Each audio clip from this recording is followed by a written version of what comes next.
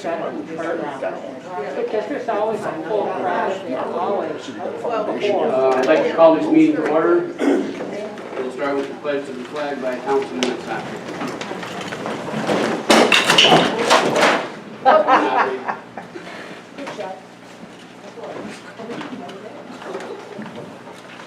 Sorry, Bob. I meant to push that further. You missed, Jim.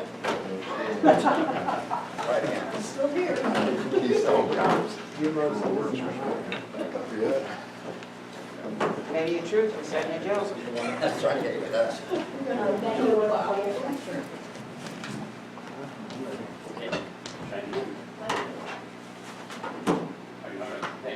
Try again, Ryan. I pledge allegiance to the flag of the United States of America and to the republic for which it stands, one nation, under God, indivisible, with liberty and justice for all.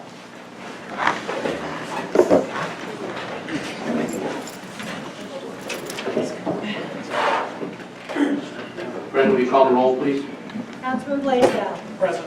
Councilwoman Carter. Present. Councilman Froelich. Present. Councilman Isakson. Present. Supervisor Zalman. Present. Motion to accept the August 22nd, 2020 Town Board meetings as presented.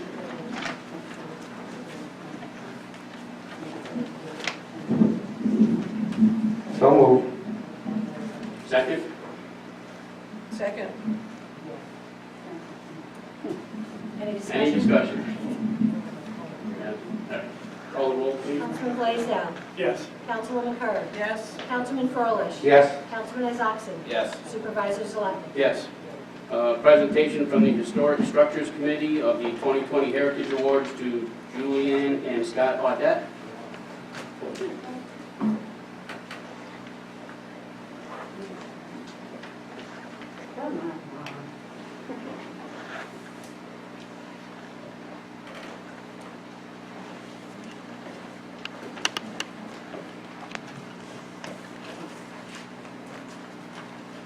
I think it's on, Karen. I think it's on. Yeah, I think so. Okay, good. Good evening, everybody. Welcome to this year's presentation of the Heritage Award that is given by the Historic Structures and Places Committee. This recognizes a property that represents our historic heritage and honors the caring upkeep by the owners of the property. This year's recipient is Julianne and Scott Audette of 360. Oh, sorry. 3663 Galley Road, that was otherwise known as Valley View Farm. Both Julianne and Scott have been working for many years now. Here, Karen, I think you're far enough apart, if you're comfortable, it might be easier for everybody here if you took that off while you were speaking. Okay, into the good. microphone. Good, because I'm having trouble talking with it. Anyway, it was otherwise known as Valley View Farm. Both Julianne and Scott have been working for many years now to renovate and preserve this home. Their daughter is fifth generation to be living in this house. In 1923, Robert Greinert came to Ballston Stock from the Pittsburgh, Pennsylvania area to be a barber, and he also ran this farm. Robert was the son of Rudolph Greinert, who was a German immigrant who came to the United States in 1870. Robert and his wife Elizabeth had two sons, Reed and Clark. It was Reed that was responsible for bringing Palomino horses to Saratoga County and lived on the property. Both of his daughters, Mary Ann and Gail, were excellent horse riders. Reed and his wife Mary were very involved in 4-H and ran the Boots and Saddles 4-H Club. During this time, the property was known as Valley View Farm. Several owners before the Greinerts was Edward J. Larrabee, who owned the Valley View stock farm on the property that raised Jersey cows. His son-in-law, H.G. Weld, ran the day-to-day operation of the farm. They won many awards at the county fair, and Edward was actually a successful biscuit and cracker baker in Albany. The Larrabees owned the property from 1883 to 1899. The deeds I researched could only prove back to 1842 with any accuracy. Before this time, the descriptions of the properties didn't really match, or I should say, they were hard to match. So I would like to present the award and Benny can come do that too. And you can do that. Now, I have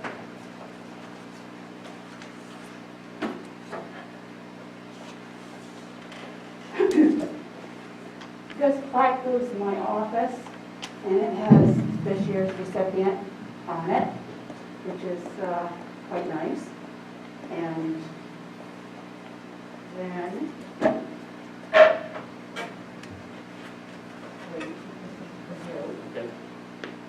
and I have also prepared a book about the history of the farm, and it's loaded with pictures and deeds and genealogies and for all the different property owners back to 1842. So,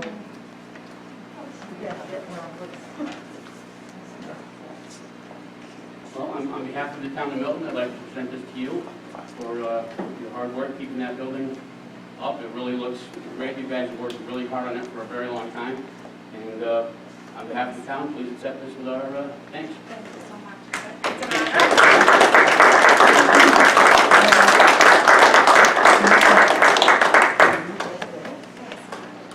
you're very, very welcome.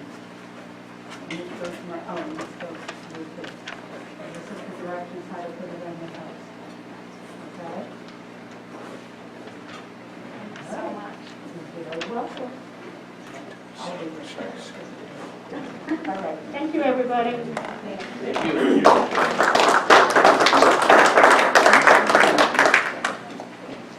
Next up is a presentation from the Champlain Hudson Power Express Company regarding the project that will run through the town.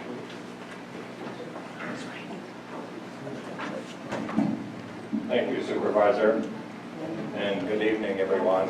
Thank you for the opportunity to update the board and town residents about a project that is named the Champlain Hudson Power Express. It's an electric transmission line that my company, Transmission Developers, Inc., hopes to construct from the Canadian border to New York City.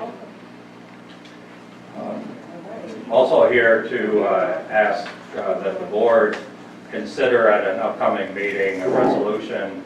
I provided a template to the supervisor. Were you able to share that with others, Supervisor? I believe we did, yes. Okay, and I do have some materials here about the project if anyone's interested. And if the board members need copies, they can provide those as well. But if you've seen them from the supervisor, I'll just leave them right here if anybody's interested.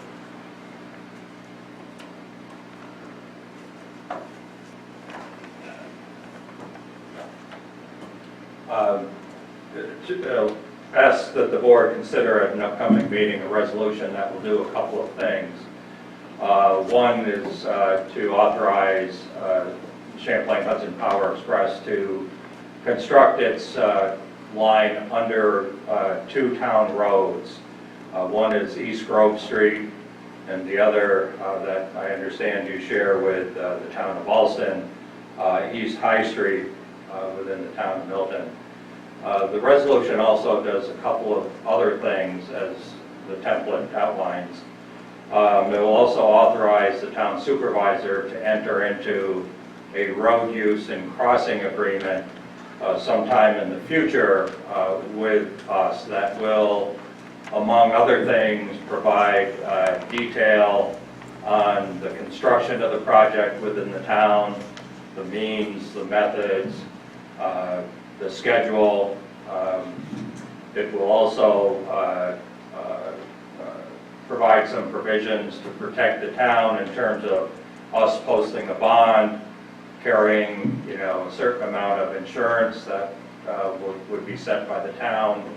We'll also provide a fund for use by the town for any incremental costs that the town would incur related to the construction of the project. So if they had to hire an engineer, for example, to review construction plans, they could use that fund to pay for an engineer. They can use the funds to monitor the construction within the town. It was important to us that the town not incur any additional costs due to the construction of this project within the town. The Champlain Hudson Power Express is a 333-mile underground and underwater high voltage direct current electric transmission line that will import 1,000 megawatts of renewable electricity, primarily hydropower, but it will likely also transmit some wind power from the province of Quebec to New York City. Within the town of Milton, the transmission line is about 1.4 miles. That will be buried underground, primarily within the Canadian Pacific Railway right-of-way. The project is fully permitted at the state and federal level, and it's the largest single renewable energy opportunity that's currently been proposed in New York State. 60% of it will be underwater, primarily under the waters of Lake Champlain and the Hudson River, and the 40% will be underground, mostly in highway or railroad rights-of-way. It's a $3 billion private investment in New York State. Construction is tentatively scheduled for late 2021 and will continue for a 4-year period. That doesn't mean we'll be constructing in the town of Milton for 4 years, but from beginning to end, it's about a 4-year process to install the transmission line. Statewide, the benefits are lower electricity costs, cleaner air by reducing the amount of greenhouse gas emissions that are produced by power generating plants, and a more resilient electric grid because it will be buried and won't be exposed to the elements of and the whims of Mother Nature and other natural occurrences. During construction, we anticipate that there'll be about 1,000 direct construction jobs associated with the project. There's only a few specialty crafts, I would say, involved with the construction of the project. For example, where you splice the wires together, that's a pretty specific task. But other than that, it's not much different than installing a water line or a sewer line. And we hope to use as many local contractors and local workers as possible. In terms of direct local benefits to the town, that will be primarily in the form of taxes that we will pay to the town, the county, and the local school district, Boston Spa Central School District.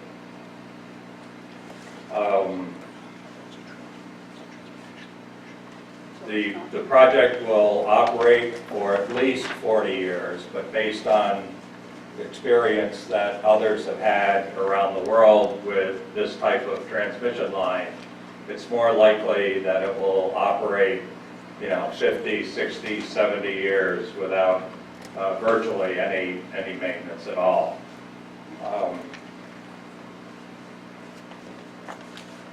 This is just a small section of what the cables will look like.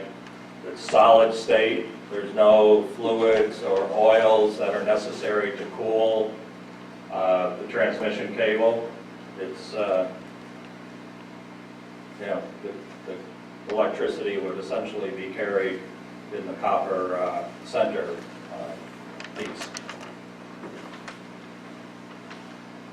Once the project is installed, obviously there'll be some inconveniences and impacts due to the construction of the project. along its route. But once it's installed, it will require no municipal services, and probably neither you nor I will ever think about it again, because it will just continue to operate, or we intend that it will continue to operate for many years to come. So with that, I'll entertain any questions you might have, or if there's anything I left out, supervisors, that I should talk to, I'll be happy to. One quick question, will it be necessary to bury this line or cable below residents' homes or businesses? It will not. As I mentioned, it'll primarily be within the railroad right-of-way, and the crossing of the two town roads that I mentioned is only because those roads cross the railroad. But no. Just out of curiosity. Sure. Just out of curiosity, how deep is this cable buried? That's an excellent question. I should have mentioned that. The cable will be buried in about a 5-foot deep trench. The two cables will be about 18 inches apart from one another. And once the cables are installed, we'll begin to backfill on top of it. There'll be a concrete pad placed over the cables to protect them in case someone were to inadvertently excavate, over top of them. There'll be another layer of a very hard type of material as a secondary protection. There'll be warning tape, I guess they call it, that you'll put, so if someone starts to dig, they'll see the tape and it should tell them there's something underneath. And then we'll restore the surface of the ground or the two roads that we may cross to its original, if not better, condition. Looking at the map, you're going right along the railroad track, so Yes. I'm going to assume that all this extra covering is going to protect it from vibration and so on. From the Vibration, if something were to be dug, on top of it. But the purpose of those concrete and other structures are protecting it.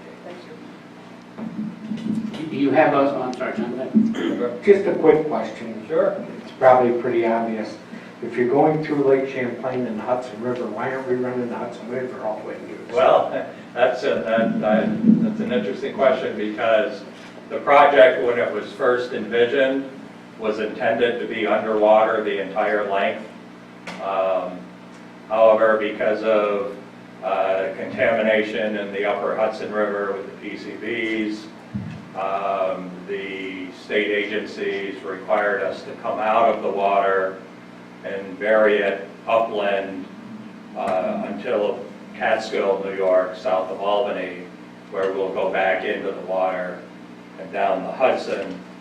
There's one other place that we were required to come out of the water, and that's in northern Rockland County, because apparently there are sensitive fish habitats there that they didn't want the cables to disturb. So through Rockland County, we're buried underground again, and then back in the water on its way to New York City. You mentioned there would be a fund set aside for the town to cover our expenses. Do you have a figure? Yeah, the draft road use and crossing agreement says it's a $10,000 fund that you would draw down, and once it reached a certain level and you continue to need it to use the fund, it would be replenished back to the $10,000. And at the end of the project, if there's any money left over, it would remain with the town. Okay, thank you. Will there be any times when the roads are closed? Our intent is to keep one lane of the roads open at all times. And then, at night, we'll put steel plates over the part that we're working on, if it's dug up, but we intend to keep the roads open at all times, at least one lane. Yeah.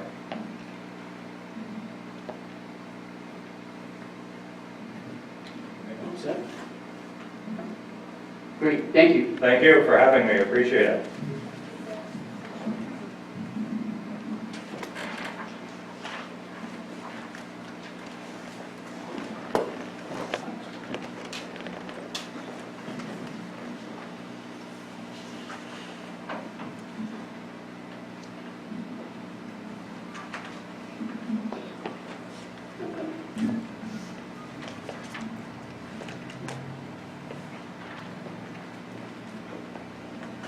Next up is Attorney Mike Toohey for a proposed amendment on the 91 Hutchins Road PDD.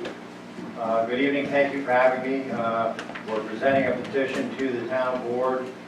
We would like you to accept it, refer to the planning board so that they can give their opinion having to do with what we're proposing, and then move it back to the town board. Well, Mike, you got to move a little closer or pick it up there. Thanks. What we are attempting to do is modify the plan unit development legislation. The PDD was passed in 2018. It allowed 52 senior residential units to be built at 91 Hutchins Road. When we designed this originally, they all had single-car garages. As we developed the model for that and are marketing the project, we realized that there are people who want to have two-car garages, and we have the acreage that will allow us to do that within the confines of the requirements set out in the PDD. So as a result, the primary reason we are here is to allow us to change the PDD, not building any further units, but having 19 of them have two-car garages, and 33 would continue to have single garages. One of the tangential benefits of that is one of the questions when this was passed in 2018, is there enough off-street parking so that people will not be clogging the road system within the project site? This will introduce more off-street parking. There will be 71 off-street parking spots to run along with the 71 garages. The project itself is underway. Most of the work that would have to be done into the right-of-way pursuant to the Plan Development District legislation has been completed. And if you go down on Hutchins Road, they're working on the project literally as we speak. There was a second portion of this, and Jim Craig asked me to modify the wording that I had placed into the legislation. For something that I perceive as relatively simple, it occurred to me that we're occupying a lot of town time, planning board time, our time, to do something that really seems to be a planning function. And I wanted to be able to do things that did not increase the number of residential units merely by giving notice to the town and then going to the planning board. Jim did not like that wording, and as a result, I've sent him a copy, and we'll change the legislation that is ultimately provided to the planning board and the town, so that we not only will give the town a notice of whatever it is we're going to want to do, we will have to get the consent of the town board to do that. As a result, the town board will never not be involved in any modification to the legislation. It will always have its level of input.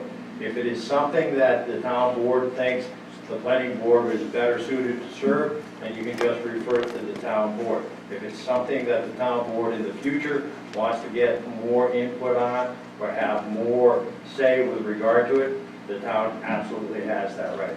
So there were two aspects of it, but the primary one is to allow us to build 19 two-car garages. Thanks, Mike. Any questions from anybody? Quick question. Sure. I noticed we were limited to 60% green space.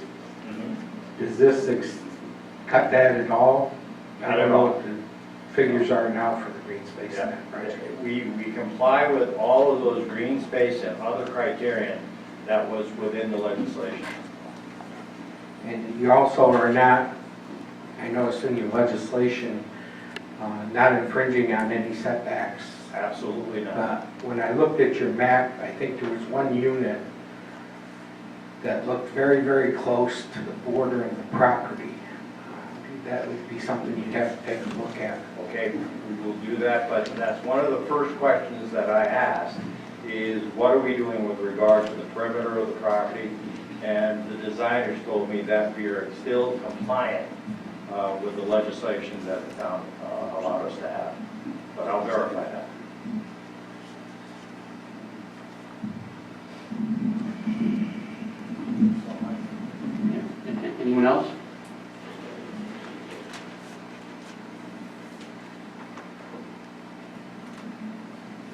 you'd like us to refer this, well, The next step, the process, I believe, and Jim can correct me if I'm wrong, is the town board would accept the petition and the request to amend the legislation. You would then refer to the planning board. The planning board would give you some level of advisory opinion, and we would have to come back to the town board for you to allow this to amend the 2018 legislation. what do we have to do for that to happen, Jim? So, Yes, sir. for tonight's purposes, we probably would want to make a motion, if the board is inclined to accept the application, refer it to both the planning and our town engineer. If you look at Article 14 under Chapter 180, it requires both, and then later on it'll require a referral to county planning as well. But for our initial steps, it would be to refer it to planning and our engineer for their comments and recommendations. Then it'll come back to us, and Mike, just want to add, we'll need the full EAF. Yeah. Okay, so with that being said, can I get a motion to refer this to planning and our town engineer? To accept the application and refer it down to those boards? Yeah, I'd make that motion with one, I had one thing that bothered me on your plans. Okay. When you showed your new double garage units in the center, if I looked at the back behind the garage, you have a 16-foot space between the two buildings. Yeah. And it just didn't make any sense when the roof is going continuously all across that whole building. Or is that just going to be a 16-foot nothing? I'll have to get you that answer. And I think the planning board should be the one to ask that Yeah. question. Yeah. Like that. Okay. I'm willing to send this to the planning board also, but I had a question because I've been kind of watching this pretty closely, and I thought originally, and correct me if I'm wrong, there was supposed to be some kind of buffer left between the development and the homes on Margaret Drive. And I've noticed that some of those homes on Margaret Drive is stripped clear. So I've also asked our building department to help these people a little bit by putting up the latest and accepted drawings where you shows the shrubbery that you've agreed to put in. I think that would, settle some of the questions a little bit. Okay. We'll go through that with the planning board. Okay, thank you. Any further discussion on John's motion? Barb, second.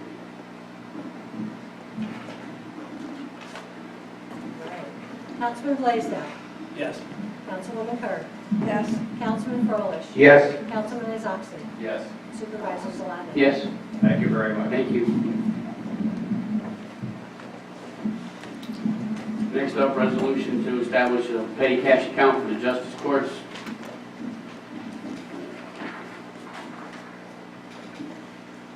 Now therefore be it resolved, the town board pursuant to town law section 64-1-A does hereby authorize the establishment and funding of a petty cash account for the sole use by the town courts, designated as the town court petty cash account for the purpose of making change for the payment of fines to the court. Said fund to be the initial amount of $100. To be it further resolved, the fund is created under the following conditions. The fund shall be administered by the court justices and court clerk. They shall at all times keep a record and/or log of all transactions regarding the fund, and shall prepare and file with the town controller a statement showing the uses of the funds at the end of each month. Said report shall be and contain information as required by the town board controller from time to time. Monies in the account shall be used exclusively for the purpose of making change when such is required in the performance of the court's operations and duties. Upon proper report to the town board, the petty cash may be increased by payment from the appropriate funds of the town if necessary after board resolution. The petty cash fund shall not be loaned or advanced against the salary of any employee, nor used for any other purpose other than set forth herein, and shall at all times be kept in a safe and secure location under lock and key. Funds in the petty cash fund shall at all times remain town funds and shall never be commingled with court funds or fines collected and/or paid to the court, nor considered as funds of the court for the purpose of the court books and audits. Now therefore be resolved by the town board of the town of Milton.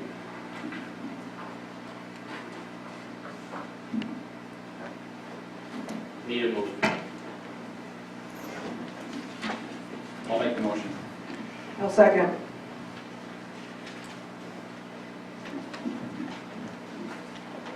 Any discussion? Councilman Blaisdell. Yes. Councilwoman Curran. Yes. Councilman Frolich. Yes. Councilman Isakson. Yes. Supervisor Zalat. Yes.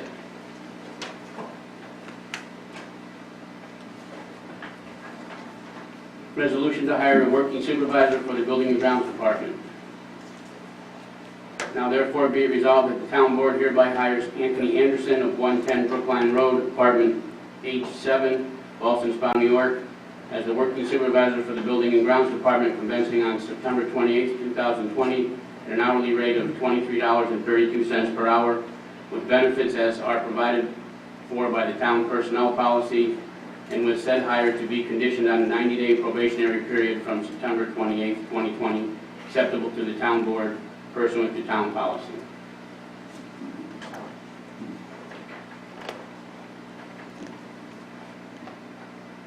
Need a move.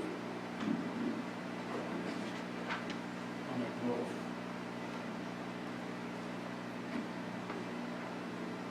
Second? I'll second. Any discussion?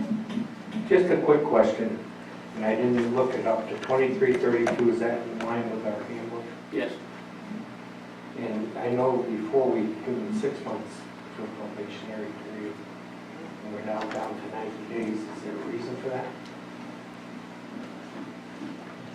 I think it was originally the 90 days, and because of the COVID and everything that was going on, I think we talked about when we had the last hire to give it the 6 months.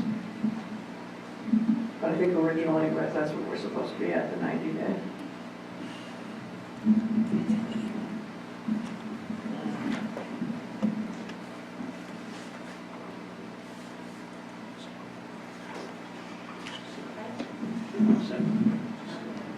Councilman Blaisdell. Yes. Councilwoman Curran. Yes. Councilman Frolich. Yes. Councilman Isakson. Yes. Supervisor Zalat. Yes.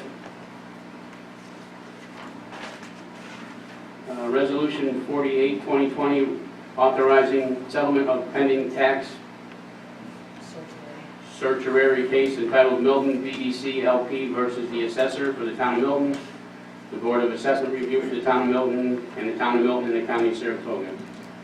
Now therefore be resolved by the town board of the town of Milton in regularly session duly convened as follows. 1, the town supervisor and/or town attorney be and hereby are authorized to enter the stipulation of settlement of said pending proceeding on the terms set forth herein as follows.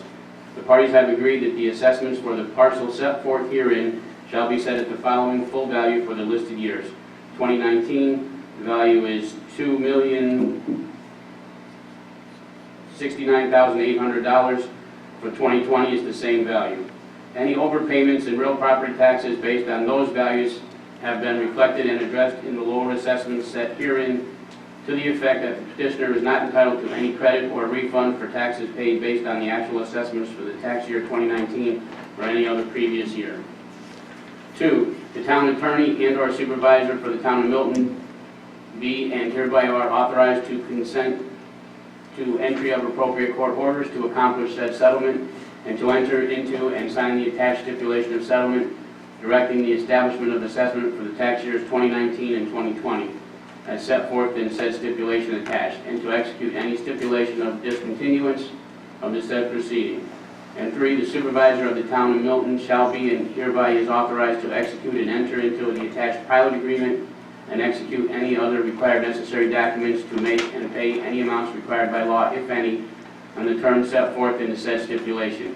All attached hereto with the terms of said pilot agreement to require payments of taxes by the respondent for the years 2020 through 2024 in the amount of $20,000 for each year, and payment of taxes for the tax years 2025 and 20 through 2029 in the amount of $21,600 for each year.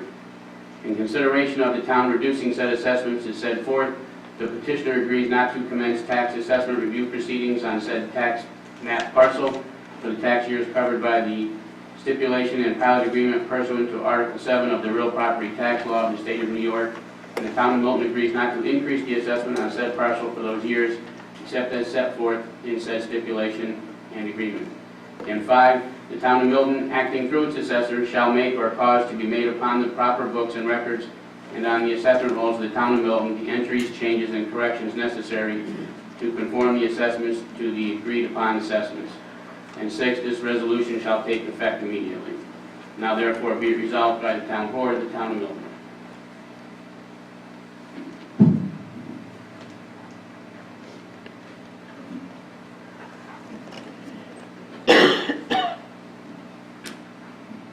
Need a motion. So move. Second?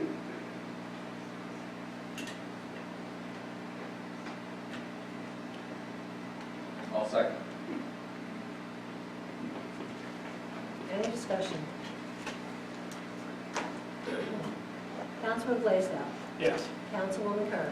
Yes. Councilman Frolich. Yes. Councilman Isakson. Yes. Supervisor Zalak. Yes. Benny, before you get to the next resolution, I'd like to make a couple comments. Sure.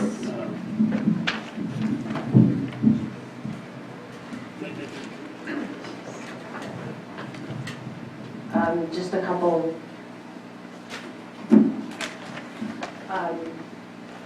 I was never part of a discussion to increase the FOIL amounts. I don't know when it was discussed, I wasn't there. And I was doing front and back to save on paper. And now you're doing a resolution to charge the taxpayers more because I was trying to save paper. I wish I'd been involved in this. Okay, thank you.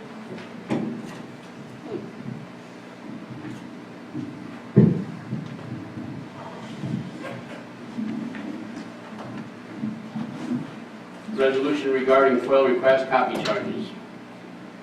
Now therefore be it resolved, the town of Milton hereby confirms that each side of a piece of paper shall be considered one copy, making a copy of a two-sided sheet of paper the equivalent of 2 separate copies. And it is further resolved that the town shall charge 25 cents for each copy up to 9 by 14 and 50 cents for an 11 by 17 copy. All other sizes shall be charged to the actual cost to copy or as otherwise allowed by law, and be it further resolved, this resolution shall take effect immediately. Therefore, be it resolved by the town board of the town of Milton. Need a motion. I'll make the motion. Second?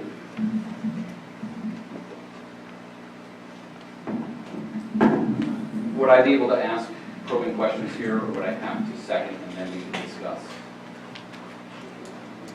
You have to have a second before you have a discussion. Oh, then I'll second. Okay. Discussion. Yes. So I have several questions about this. I guess first, do we lease, like the postage machine, do we lease this printer, or do we own this printer?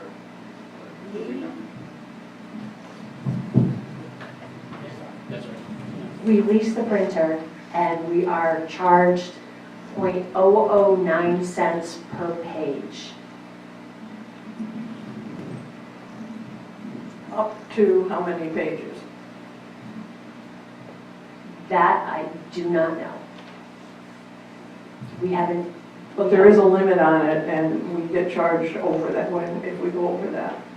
Probably. I haven't seen it yet, so I don't know. And then one more. So on that machine, if you were to print a double-sided document, is that counted one time or 2 times? It's counted twice, so it's .009 cents Per side. per side. Okay.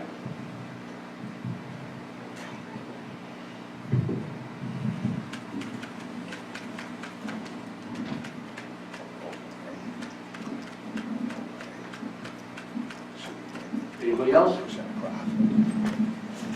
Do we actually know how much it costs us to make a copy? Figure it out. I can't believe that 50 cents would be that much. New York State says one copy, 25 cents. That's the highest you can go, So how are we increasing it? because it's, Turned up. okay, New York State sets one copy, 25 cents. So because we're doing 2 copies, that's how the town is saying that it's 50 cents.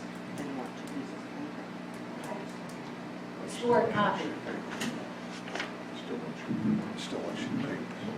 And the state says up to 9 by 14, up to 25 cents. Page or per side? 20 cents. That's right. Free. 25 cents per side. I don't have anything else. Hold the board, please, Brendan. Councilman Blaisdell. Yes. Councilwoman Kerr. Yes. Councilman Froelich. I'm gonna vote no. I think this is pretty petty. Yeah. Councilman Isakson. Yes. Supervisors elect. Yes.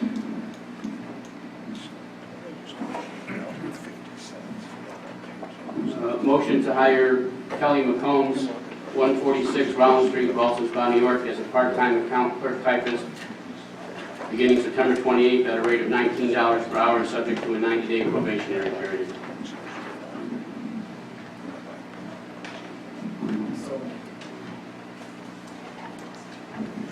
So,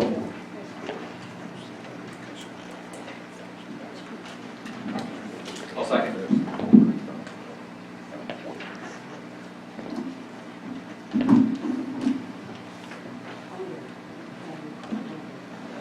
Any discussion?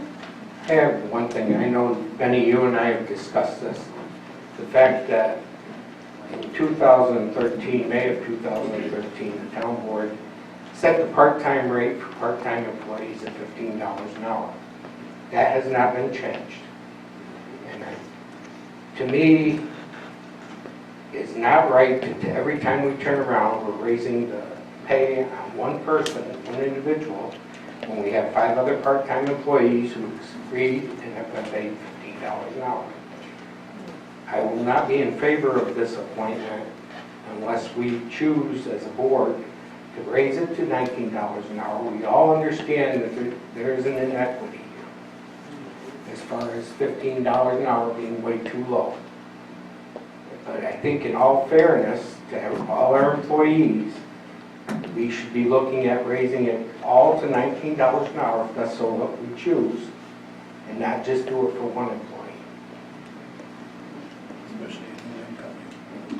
Well, we've had this discussion, you're right, John, and I agree there are inequities. The position that we're hiring tonight requires a certain amount of education and experience, and we've talked about this in executive session, we've talked about it in the public. It's very hard, if not impossible, to attract the people we need to come into this town and work at that rate. And we've talked about it, John, and we will address it and look into it. I think with budget season so close, it's something we gotta look at when we're doing our budget and how we're going to compensate some of the employees. That's up to the budget committee, so. I'd like to see these people hired, but not at the expense. You gotta put it closer, Frank. Yes. You know, I would like to see this person get hired, but not at the expense of our other people. You know, is there anything we can do about that now, before? There's probably nothing we can do before you, because you have a resolution motion. If we chose to bring everybody up to $19 an hour, that would cost us approximately $4,000 more this year. If we look at it to do it, our budget as a yearly thing, it's probably a $20,000 to $22,000 or $23,000 addition. If we are serious about this inequity and changing it, then we should do it now as a town board.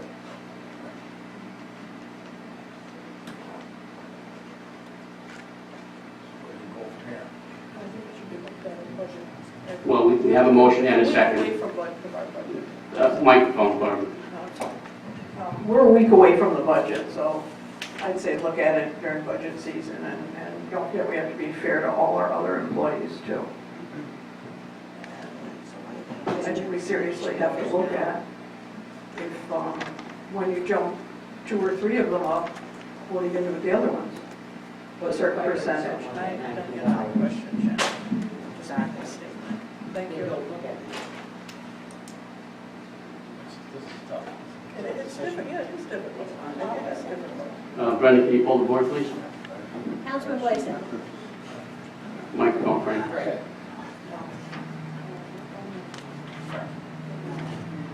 I will, because we need this person as quickly as. Frank, you gotta put the microphone there. Okay. Yes, because we need this person right away, I will trust that our board will bring up the increased funds for the people who are here. And I'd like to see this person get hired and do everything we possibly can to make it sure that everybody else has an equitable pay. So I would say yes at this time. Councilwoman Kerr. Yes. Councilman Froelich. I am going to vote no, for the very reasons that I stated. If we don't force the issue a little bit, this town board will just let it go to the wayside and never happen. So I will vote no. Not that I don't think this person is qualified and that we don't need the position, but I don't think it's fair to our employees. Councilman Isakson. Yes. Supervisor Gillette. Yes. Next, a motion to schedule a special meeting for Thursday, October 1st at 8 a.m. for presentation of the 20, did I skip something? Oh, no, I'm sorry. No, my apologies.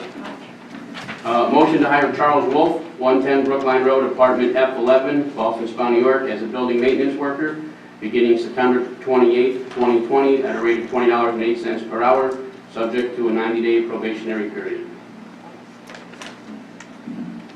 Make that motion.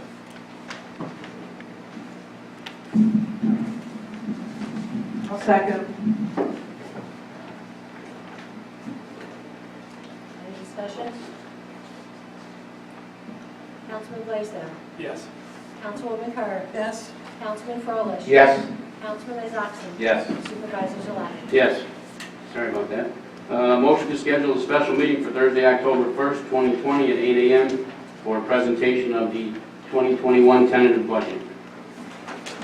So moved. Second. Any discussion?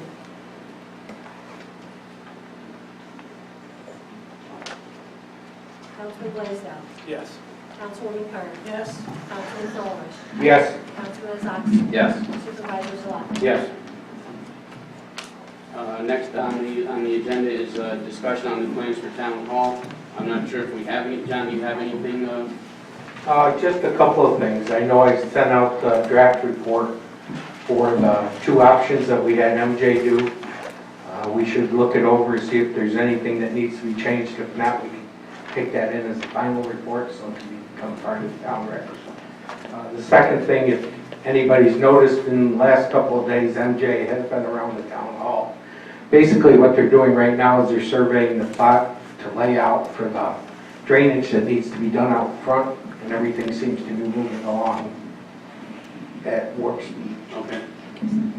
Oh, and as you and I discussed earlier in the week, we need to talk to MJ about moving the air conditioner from the roof down to somewhere alongside the building. I've had a discussion with John, and it doesn't seem to make much sense to us to put a new roof on a building and stick the air conditioners back up there, just for the odd chance of putting a hole in the roof that we don't need. So we'll be moving the air conditioning down. The one thing I did talk, last month I talked to you during the month was, if we're going to bond this project, we need to get that resolution done ASAP. Yeah, I made contact with a couple of bond attorneys. I'm waiting to hear back from them this week. Yeah, we don't need to make the resolution. I don't think we need a bond attorney yet. No, but to get some of the Write the resolution. and Right. we can but just to get a general idea of costs and such from them. Because that starts the clock as far as permissive referendum. If that gets challenged, then it just puts us that much farther behind. I had a couple things. Moving the air conditioning units, that's not in option one, but am I correct? It's not, Not, it ain't. but there are monies in their Yeah, but in estimates. option two, working with the HVAC and so on, which I would assume is our air conditioning is like 163,000. The money in there is, I believe, 145. So I'm not sure how we handle this, or do we need another vote by the board, Jim, on something like that to increase the cost of this? Well, you're looking at two different things, Barbara. The 160,000 that was in option two, that was to replace the furnaces, all the air conditioning. Right now, we're looking at just the condensers that were on the roof. Basically, that would come in considerably cheaper. It could be handled a couple of ways. It can be handled as a change order. It could be handled putting it No, in the we have to specs. make some kind of adjustment here. Yeah. Because you are moving vents Right. and so on from the roof down to the ground and around through the building. But So, those are all decisions we're going to not have that I to know, make. as we Tom's go shaking through his this. head, but not that I know a lot about Let's not start that.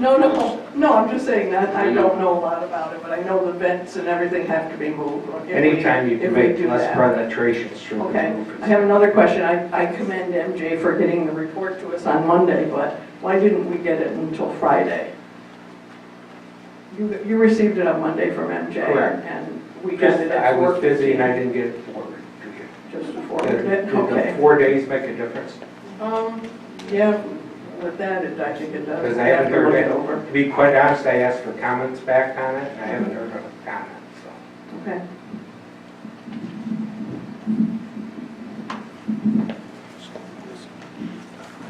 Thanks, John. Correspondence.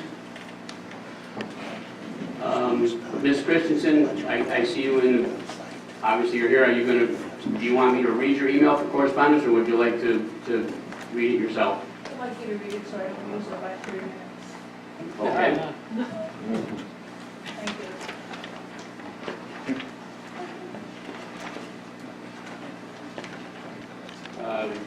I didn't print a copy. Do you have it? Oh, yeah. Okay.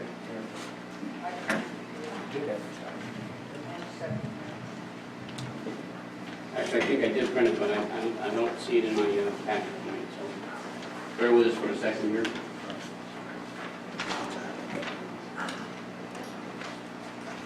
Mine has some handwritten notes, but since I won't read your notes. nobody can read them anymore. so Okay. I get a bunch back. Thank you.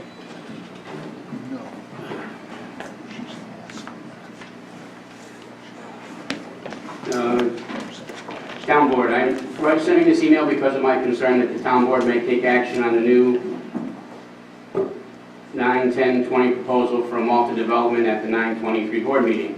Since residents can't comment during such discussions, only the 3 minutes during public comment, I wish to express my concerns about this new proposal about the senior housing PDD townhouses at Woodlands Edge. First part of the proposal is to add 19 additional garages so some units can have 2 garages.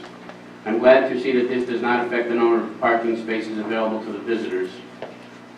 I can't tell from comparing the 120 site plan and the 910 site plan if, in addition to the loss of green space and for the garage additions, the footprint for each unit is larger.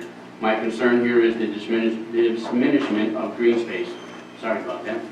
My major concern is the developer's proposal that if minor modifications are sought to be made to the site plan, that a full-blown amendment to the PDD does not have to come before the town board, but can be handled by the planning board. I don't know how the developer defines minor modifications. Does this include raising the height of the duplexes to include cathedral ceilings, more in keeping with the townhouse concept, further decreasing the size of the dog park, reducing the setbacks on West Kristen Drive side of the property, reducing the amount of shrubs and trees in the north side Margaret Drive of the property? I have not read the entire proposal at this time to see how the word minor is used by the developers, but I am concerned.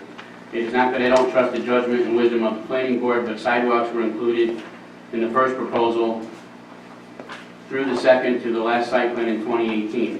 When the PDD site plan was presented at the last planning board meeting, the last minute revision to remove sidewalks from the development so seniors would have to walk in the road in the rain and the snow. Unfortunately, the town board also went along with this revision and approved the project without sidewalks. I requested you read the contents of this email into the record during the board's discussion of the 910 Woodlands Edge Amendment. Thank you.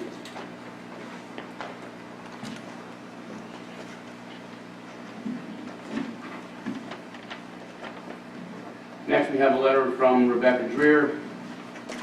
I wanted to give you a quick update on my journey to discover what the mold from our buildings may or may not have created in regards to my health and the health of other employees.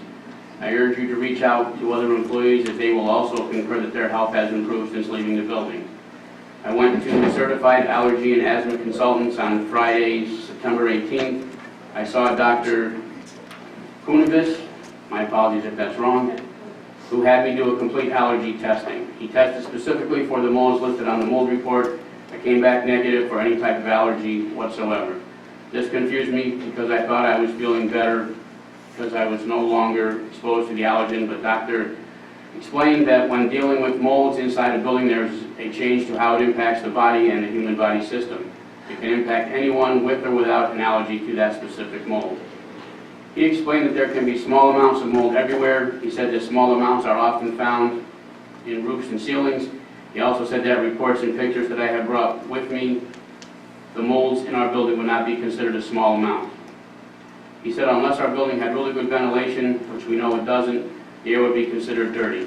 He said constant exposure to the dirty air without proper N95 masks or air infiltration devices, a person's physical and overall health would be affected. He likened the situation to a Yankee Candle store. The scents in the air changed the composition, and some people could not work in that environment because the air would have an impact on their health. He also likened it to sitting in a room with secondhand smoke. I've both seen and heard comments made that the mold in our building was mold you could find in a pile of leaves. I ask you this, would any of you after a mild rainstorm bring that pile of leaves into your bedroom and leave them there for a year, exposing yourself to that pile for a minimum of 8 hours a day? If your answer is no, then I again would like to point out that this is a situation the town employees have been exposed to for years. I don't think it's fair for some of you to downplay this situation to our seniors or the public. The town situation is more than just a roof repair. That being said, I would like to thank the board for taking action in getting the mold in town hall remediated. I understand that during the current COVID-19 pandemic, financial security over the next few years are compromised for the town and for our residents. However, I think the majority of our residents would agree that a town hall should be something we take pride in and is a safe location for both town employees and residents. On more than one occasion, I have seen children from the summer camp have to use the town hall's meeting room. As a mother of a child with both asthma and a severe mold allergy, I would not want my child in there until the building is completely remediated. My appointment with a pulmonologist is not until mid-October. Any further findings I will gladly share with all of you. Again, thank you for taking the first steps to ensure a healthier future at the town Milton Hall. Sincerely, Rebecca Drew.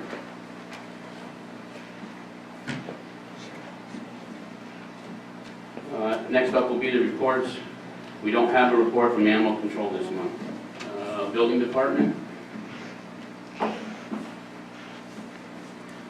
Dear Supervisors DeLotnick and Town Board members, during the month of August, the Building Department processed 42 building permits and collected $6,312.40 in building permit fees. We completed 137 construction inspections, 17 fire inspections, and responded to 13 code enforcement complaints. A total of 25 permits were closed with 8 certificates of occupancy and 17 certificates of compliance being issued. We also collected $750 in zoning fees and $6,000 in sewer connection fees. Please find the appropriate itemized reports attached. Respectfully submitted, William F. Lewis, Building Inspector. Dave is working on the actual report, cash balances, and he'll have enforced by the end of the week. Highway Department. What do we have? September monthly report. The Highway Department has finished paving in Liberty Hills development. We have begun the first steps of roadway reconstruction in Round Tahoe West 2, set to be paved next spring. Highway Department also is in the planning stages of paving Boyhaven this fall. Brush and leaves may still be dropped off at the transfer station, 503 Geyser Road, Monday through Thursday, 6 a.m. to 4:30, and Saturdays 8 to 1 p.m. The highway department does not do regular pickups of yard debris during the summer road construction times. Fall pickup does not begin until October 15th. If you have any questions, please feel free to contact me. David C. Forbes. Thank you, John. Karen, do you have anything for us? Okay.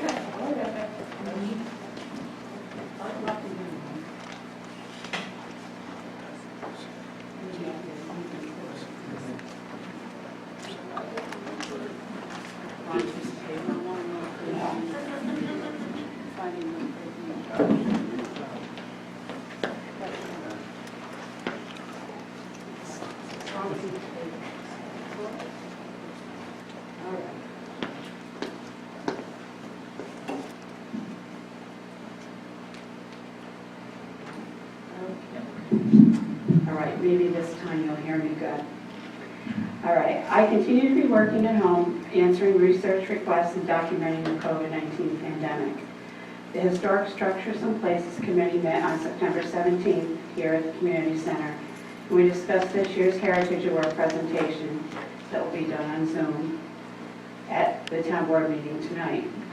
The group was planning a cemetery cleaning at Cornell Cemetery on September 12th, but it had to be canceled at the last minute due to lack of participation. Many thanks to Mark for being able to get the grass cut for us to keep the ticks down. We will be working on collecting information in the upcoming months to have a Pomeroy historical marker erected next year, highlighting the importance of the Keteros Creek. We also had discussion about the West Milton Cemetery, and I will be met today with Bart Ostrander to get a copy of the cemetery map. We also discussed what we might be able to do with all the trees in Oakwood Cemetery in the future. I will be investigating if there are any grants available to do this job. We also discussed the property at 1073 Midline Road that was recently sold to a private owner that has an abandoned cemetery on it. And I'll be presenting information at the zoning board meeting tomorrow regarding during the public hearing time. On Monday and Tuesday of this week, the Association of Public Historians of New York State was having their annual meeting via Zoom, of which I was attending. And it turned out that it was supposed to be in Oswego this year. And due to COVID, they ended up doing it virtually. So basically I was Zooming for 2 days. But it was good though. One of the biggest sessions was about Inclusive Historians Handbook, which helps historians document local history with inclusivity.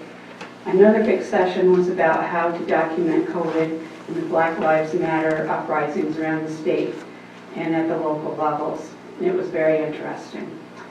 In case you haven't heard, Brookside Museum has a new name. It's now called the Saratoga County History Center. They've redesigned themselves to be the premier history resource in the county now, and they've expanded their scope and added some new board members. They want to be around for a long time. They'll be mostly volunteer-based from all parts of the county and not just Balsam Spa. They have had some virtual events lately and recently went live with their latest virtual exhibit called Industry, and how basically explores the relationship between humans and trees. So check out the website. You can watch it there. I think it's on YouTube as well. So respectfully submitted, Karen Stodders. Thank you, Karen. Yeah, sure. Question. On the cemetery on the corner of Circle C and Yes. Middle, I never knew that was there. Is that on private property then? It is on private property, and we'll be discussing that at zoning tomorrow. And it was not a cemetery that was just one family plot. Okay. It's a cemetery that had a multiple numbers of different families buried there.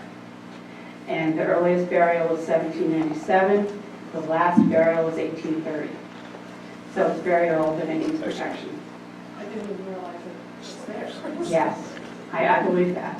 So anyway, that's a zoning for tomorrow. Thank you. Yeah. Thank you, Karen. Yeah. Town clerk and registrar. Oh, sorry.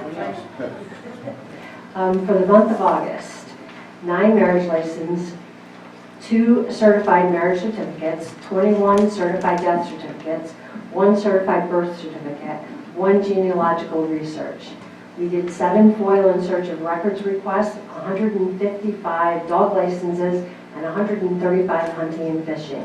The town share was $2,997.65. Town courts. Milton Town Court summary, August 1st through August 31st. Charges received 90, charges disposed 80. Total money collected and remitted to state comptroller, fines $2,552, surcharges $2,475, civil fees $457, for a total of $5,484. Thank you, Ryan.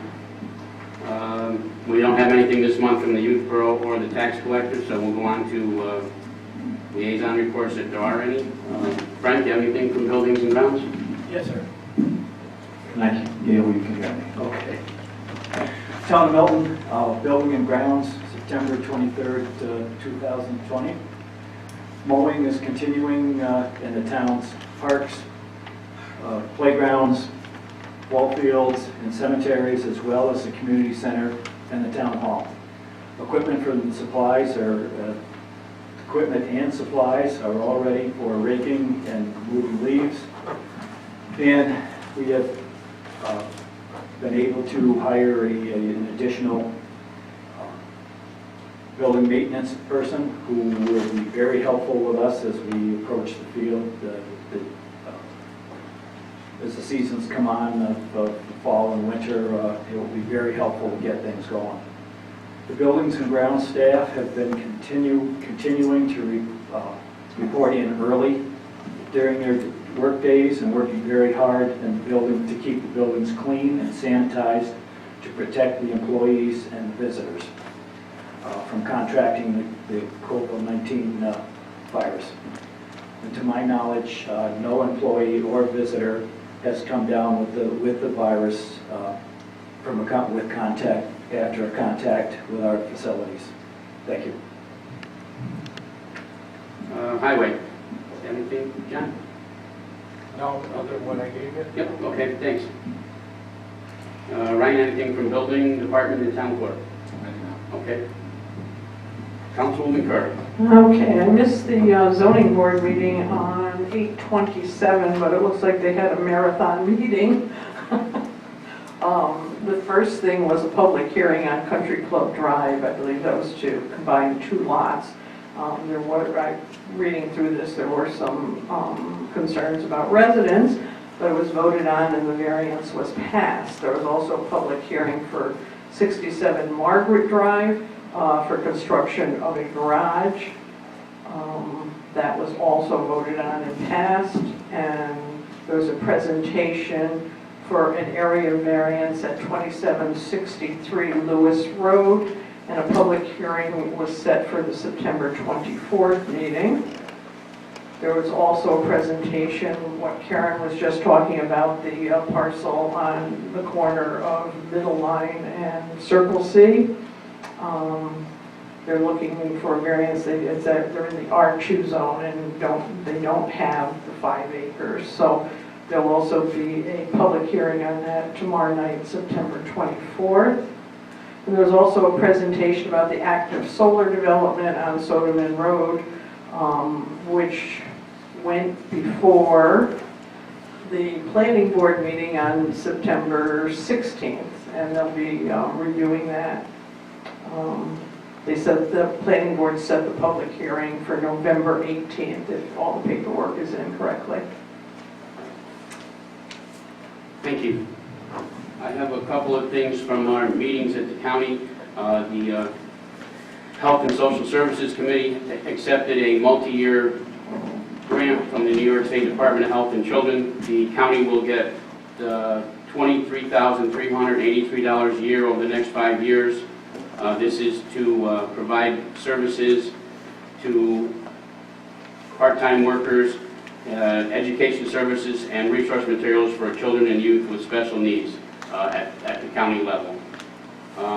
The Buildings and Grounds Committee has also offered and accepted a contract with Shelters of Saratoga to use the old county health building at 31 Woodlawn Avenue for their offices, and then during the winter months also to provide some beds for Code Blue. When it gets below, I believe it's 32 degrees, the county has an obligation to help provide shelter for those people who are homeless at this time. So this was a 6-month lease to get, the county is also going to be looking at what to do with that building as a source of revenue, selling it to a developer in the city of Saratoga or something. But in the meantime, the county wanted to provide some shelter if necessary. So the 6 months will take us through March, the end of March, and hopefully we only hit a night or two in April where the temperature goes below 32 degrees. There's also a program from the Saratoga County IDA. I will give this to Brenda so she can put it on our website or make it available to anyone who needs it. The Saratoga County IDA has a $250,000 pool of money they're going to be handing out to small businesses. It will be grants, it will not be loans, they don't have to be paid back, but it is to cover your costs of protective equipment that you have used, the businesses in town which you may have used for PPE or improvements you had to make, such as these pieces of plexiglass or whatever you had to do for your business. The county is defining a small business as anybody with 50 employees or less, which will cover probably 99% of the employers here in our town. And I'll give this to Brenda at the end of our meeting. She can have it up there. So any business that is in town and has spent any funds at all, if they have receipts for it, they can apply for these grants. If the $250,000 is used up, the IDA is prepared to put another chunk of money back into the pool to cover any expenses that people may have. So it has the potential to be really good for small businesses in our county, and especially our town. If they've spent money on things that they needed to do, there'll be a way for them to get this money back.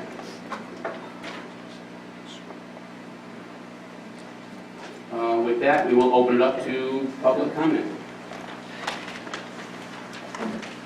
Yes, ma'am.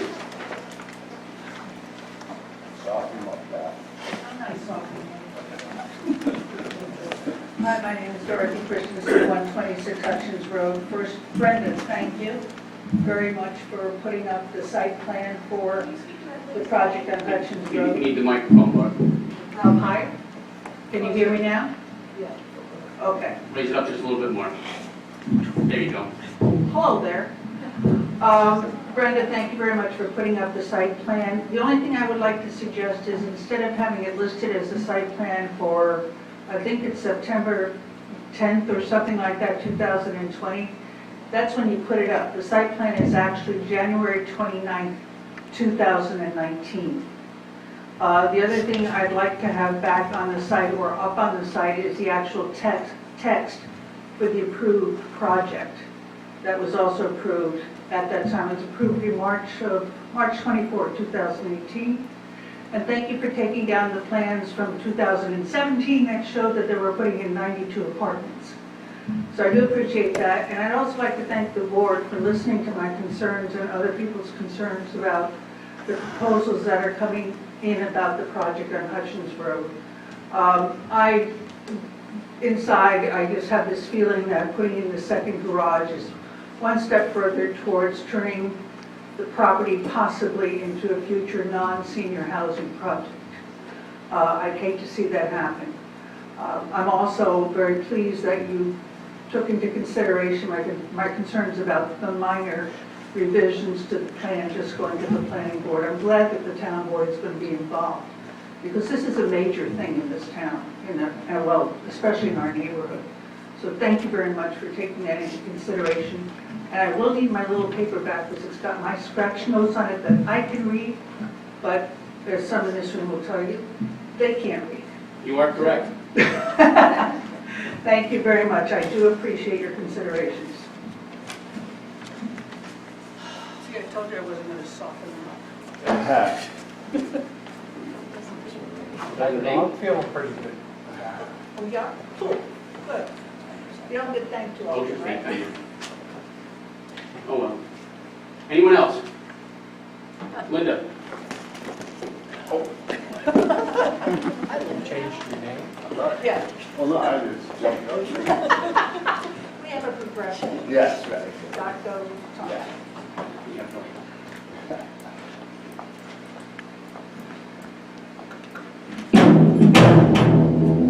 Sorry.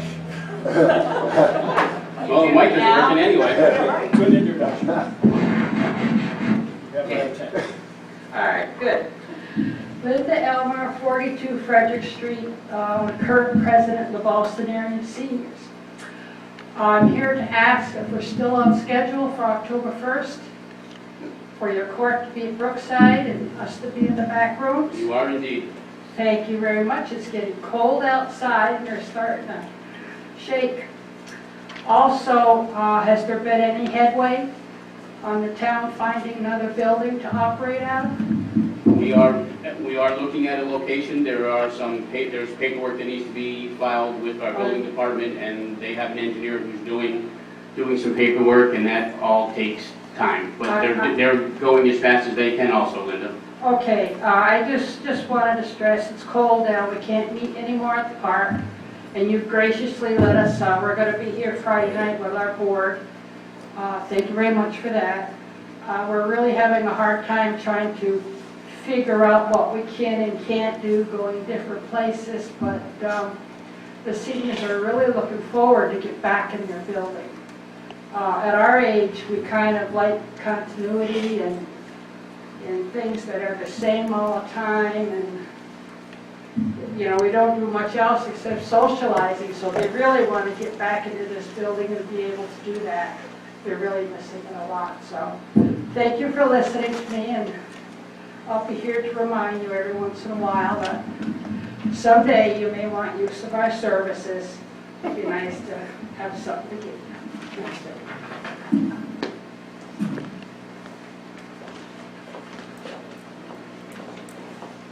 The other Linda? That would be you, sir. Thank you. I do appreciate humor, and I'll help you out. As a developer, we consider anything minor. So, just as an FYI. I came to speak about where we are on the rate hearing, but I am never ceased to be amazed by the town. And if I was a part-timer working for $15 and you hired somebody else new for $19, I would probably call the Department of Labor and talk about it and see my attorney. But that's not my issue because I'm getting more than $15 an hour. Brenda, I thank you very much for trying to save the town money, or save the taxpayer money, because we're the guys that foil this stuff. 0.009 for a copy.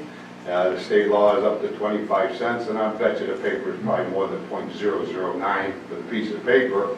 So if we did both sides, we'd probably save money rather than charge money, but I'm glad we're interested in that, because if you're interested in the 25 cents, then you're probably going to be real interested in saving your residents about $400,000 a year. Air conditioning units. I know I'm going to bounce around all over the place. In the modern age, most air conditioning units are on top of the roof. They're called RTUs, rooftop units. The reason you put them up there is because they're easily serviced, they're out of the way, and they're ugly when they're on the ground, and they get run into by everything from plow trucks to lawn mowers to everything else. Not to mention the fact that you got to redo all your duct work in order to get it down to the ground, but what do I know? The Hudson River, or Hudson Power Transportation guy, a couple things he mentioned that was really neat. One, you guys get to hire an engineer and oversee the work. You guys get to hire an engineer. Okay? It's in the Transportation Corporation law. He also gets an accountant. He reviews all that stuff. But he also mentioned something, too, that I don't know if he caught. They pay you money for using your right-of-way. You know why they pay you money to use your right of way? Because they're just like the cable company. The cable company sends you money, don't they? You know why the cable company sends you money? Because they're a transportation corporation. 1 minute. Thank you, Brenda. As a taxpayer, I get limited time. If you're a person that I pay and work for the town, you get unlimited time. So thank you very much. Transportation corporations operate under the Transportation Corporation Law, and your cable company pays you money, and these guys that are sending power would pay you money, but the sewer company that's operated in your town for 33 years hasn't paid you a dime, and has taken money out of the citizens, and they still do that. 63 days has elapsed since you had the July 22nd kangaroo hearing. We're looking forward to seeing when you're going to move forward with a public rate hearing. It's required by law. The last one was 2012. You are now 3 years and days overdue. Thank you, Brenda. I will be here and be back. Thank you very much. Anyone else? Bruce? The third minute. Yes. It's a popular name. I didn't get a chance to try it. I'll have to get another one. All right. Just a couple observations on the meeting tonight. Since we hired a working supervisor for building and grounds, can we expect that the veterans memorial and the flags and the town center clock will actually look like something? The weeds will be pulled, the grass will be mowed.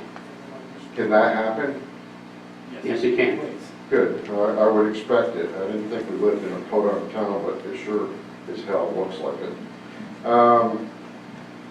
At last board meeting, there was considerable discussion regarding the roof project, and the board decided to spend up to $200,000 with your engineering firm. And it was explained that this is required. It's $100,000, John, plus another $100,000 contingency. So let's say you're authorized up to $200,000. This was required under state law because the roof project breaks the threshold as a public works project, and that was the explanation for all that. So as the board stated, you're obligated under law, the state law, to have a professional design and manage the project. So that's why you engage the services of MJET. Transportation Corporation law is also a state law. And that law obligates this board to certain responsibilities. One, requires the board to do a rate review and hearing at no more than 5 years, and you are rapidly approaching 9 years since the last rate review. And I was just wondering why you ignore Transportation Corporation law, yet you're adamant regarding Public Works project law. 2, the law requires that you employ an engineer to review the cost of the system that Tom just touched on, and the engineer has the ability to hire an accountant to determine the investment in the system, and the board has stated here that they want to have their controller check into the financial information. There's no provision in the Transportation Corporation law that envisions the town controller looking into the finances and making determinations. So you've also decided to not abide by that section of the law. You stated in the last meeting that the Robinson report was sent to the county sewer district. Once again, there's no provision in the law that anticipates the report paid for by the regulated entity, Heritage Spring Sewer Works, is in fact the report the regulator, you guys, the town, is to rely upon. This is a classic example of the fox watching the hen house, and once again, you have decided to ignore the law. So in one breath, you're saying how important it is to follow Public Works project law, and the other breath, you totally ignored the Transportation Corporation law. Mr. Mundy.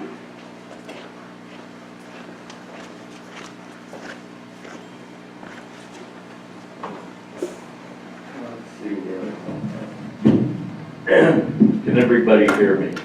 I guess my purpose of my presentation tonight is why the town of Milton is working without true communication. When I was on the facilities committee for approximately 2.5 weeks, upon which time I chose to resign because I just felt I wasn't able to make a contribution. I did review the progress of the time that March 13th till the present, and tried to go through the whole process of why we're still here trying to solve a potential problem that took place March 13th. Number one, my personal opinion is we had no reason to leave our town hall. What do I base this on? Number one, I think when you go to leave the town hall, you have 5 council members. Every one of these council members should be introduced into making this formal decision. I don't think it was done that way. I think it was made by 1 or 2 people. This is not true communication. If you don't need 5 council members, are you given 1 minute. Okay. Direction. You should, maybe you only need 1 supervisor if you don't need input from the others. This also works with our building committee. I got on the building committee, we have 4 members. I put a lot of effort in my short stay to go through this total process and come up with a solution that would allow us to continue in the town hall for another year or 2. Yes, that's your time, sir.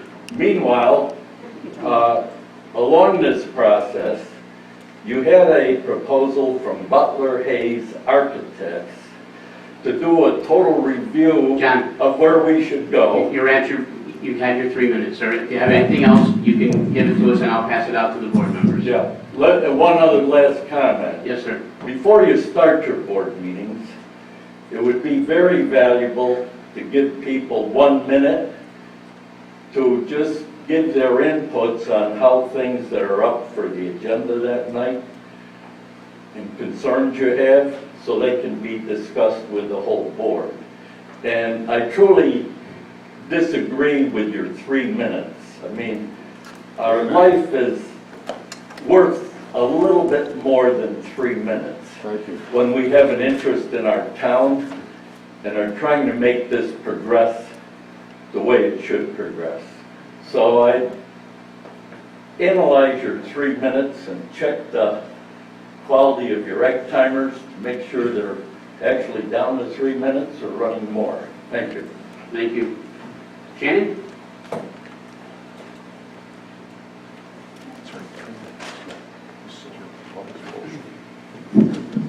Shannon Doherty, Rock City Road.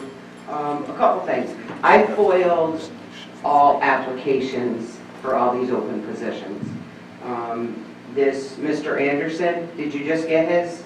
Because his was not in with all the rest of them. That's the first thing I want to say. Second thing I want to say is Supervisor Zlotnick, you made a comment that you are paying this young lady more money than what you're paying for other part-timers because of her special skills or whatever, correct? Yes. Okay. Her resume does not show where she has anything or any type of typing skills whatsoever. I read it before I came here, so, because I kind of figured that's what was going to happen. Is that position also a civil service position? I don't believe it is. You know what, Shannon? I don't know. I'd have to look into it. Okay, Our controller did the research. He said that was a position that that I believe the county has that position, so it might be civil service, but it's not subject to a test. Okay. Like I said, she doesn't have any sort of typing skills on her resume. So for her to warrant $19 versus $15 for the rest of our part-timers is unfair. And I think that you should address it sooner than later. Thank you. Anyone else? Becky?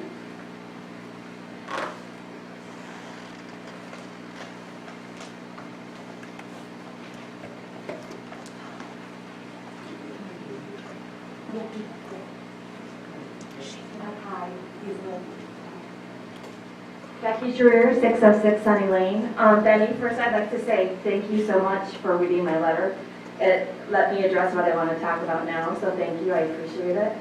I just want to think, and Benny, this is to you specifically, that I think when you rewatch the meeting on Milton Lunch, if you choose to do so, I think you're going to be disappointed in the wording that you spoke when you talked about experience, because it kind of took down the 5 part-time employees that work here. There's 5 part-time employees. There's not numerous employees, there's 5.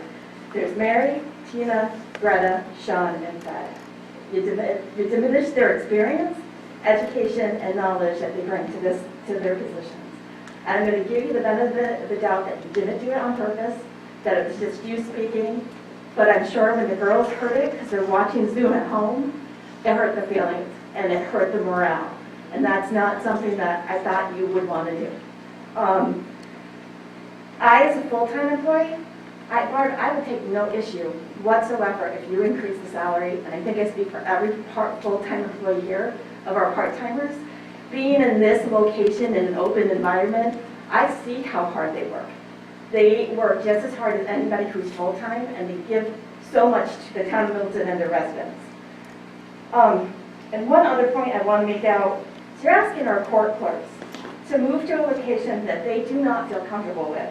But they're doing it anyway, to support the town, to support the residents, to support this board, and to support their judges. Tonight, it was not the night or the time to undermine their work. Thank you. Thank you. We have one person who wants to speak. Now we have another. Hang on just a second.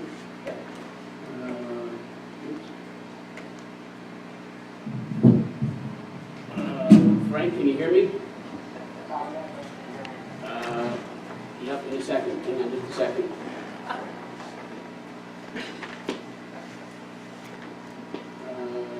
Try that. Go ahead, Frank. Go ahead, Frank. No, it's turning, well, this is not good. Hang on just a second, Frank. My speaker is turning off when I try to increase the volume. I need some help, Frank.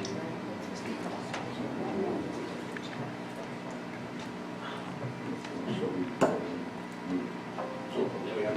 I'm sorry, go ahead, Frank. Can you hear me? I can. Can anybody else? No. I am. This went away again. What did I do wrong? Oh.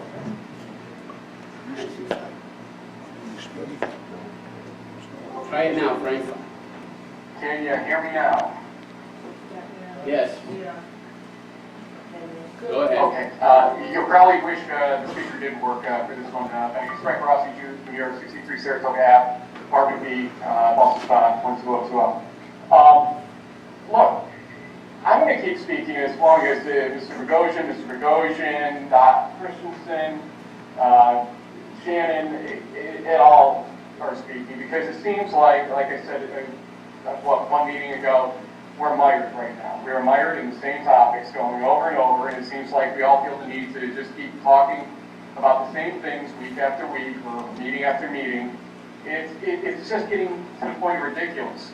Goshen's want to keep relitigating the sewer rate issue, and it needs to be taken care of one way or another, but they feel special attachment to raising the issue meeting after meeting. I get it. Dot's got her issues about the seniors and senior housing. Meeting after meeting I get. Mr. Munter, I wish would listen to Becky Fear's letter, because to try to relitigate the question of whether or not Town Hall was saved, all you have to do is listen to Becky's letter, let alone her last speech tonight, and understand she's right. And the move was correct, ultimately, if it was going to have that kind of health effect on people that work for our town for, what, $15 an hour in some cases, we established tonight, which is really, when you get down to a chicken feed, especially if we're paying other people $19 an hour, they're just coming in. It's just a fact. This has got to stop. Things have got to improve in this town. We can't keep going through this meeting after meeting. And honestly, I don't know what to do as a resident anymore to get this any more clear than saying, seriously, I'm considering running for public office in Milton. For a simple reason, even if I lose, at least I get to bring to the community what is going wrong in the township with all this going on over and over and over again. And I always say I have as much business running for public office in Milton as Tom Goshen probably does because of our interest in the community. But you know what? There comes a point where we have to stand up and start pointing out this is not working. This is getting stupid to a certain point. That we even let things get to the point where Mr. Munter felt the need to get up there and try to say it again about Town Hall. We opened the door as a town for that. We opened the door by putting down our employees, putting down Bill Lewis, calling people unprofessional on our staff, etc. The agenda again is being changed last minute, again. Why are we going through Groundhog Day in the town of Milton the way we are? This is not Punxsutawney Phil land here. This is the town of Milton. This is not supposed to be happening here. Frank, I'm sorry, I'm getting told your 3 minutes are up. Yep, that's fine. Okay. Thank you. Thank you.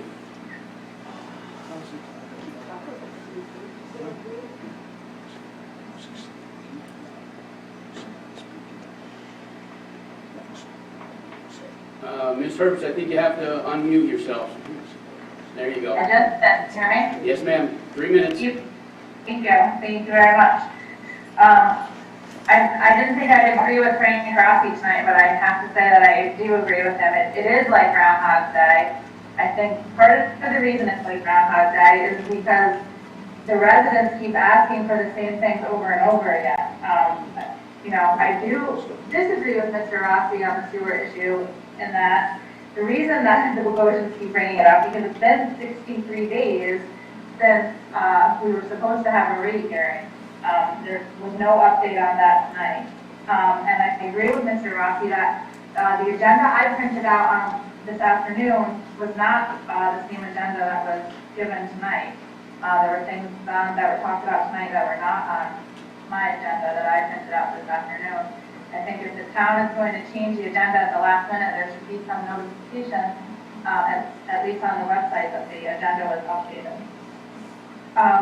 It's great to hear that the seniors are making movement. I did have some suggestions, but it sounds like there are some places that they can go and things they can do, so that's great. But I would, again, like the town to take on the sewer issue. I don't know if something's going on, in the back room that we should know about because it's seriously becoming an issue. It's been 63 days since we had that rate hearing, and we aren't any closer to any answer for all the residents that are paying 5 times more for their sewer than we should be paying. Yep. Thank you.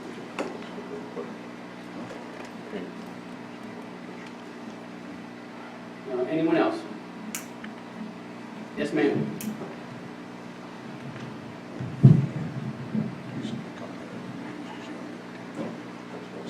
Mary Ann Morgan, Rock City Road, Boston Spa. All these complaints about the public comments going on. If it's a problem, put your pants on and come join us.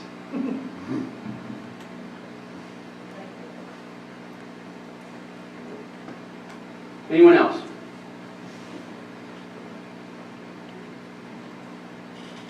Nope. Not even 1 minute? Nope. How about 30 seconds? No, ma'am. We need a motion to go into executive session. When we come out of it, there will be no further action taken this evening. You're welcome to stick around if you want, but nothing else will be discussed. The only reason I come here is because you do nothing up here. Zero. You haven't even been on the agenda. It was July 22nd. Hasn't even been on the agenda. Can I have a motion to go into executive But session, a quarter's please? on your agenda, 25 cents, but not $400,000. Okay? It gets old. Mr. Bunker is right. You're willing to come and invest your time here. And then all you want to do is sign. I need a motion to go into executive session to discuss employment issues. Please find its way on the agenda, Danny. I'll make the motion. Ever. Okay? Second. I'll be here until. All in favor? Can you pull the board, please, Brendan? Councilman Blaisdell. Yes. Councilwoman Byrd. Yes. Councilman Froelich. Yes. Councilman Zopsy. Yes. Supervisor Zalak. Yes. Sit up here and do nothing. And we paid you.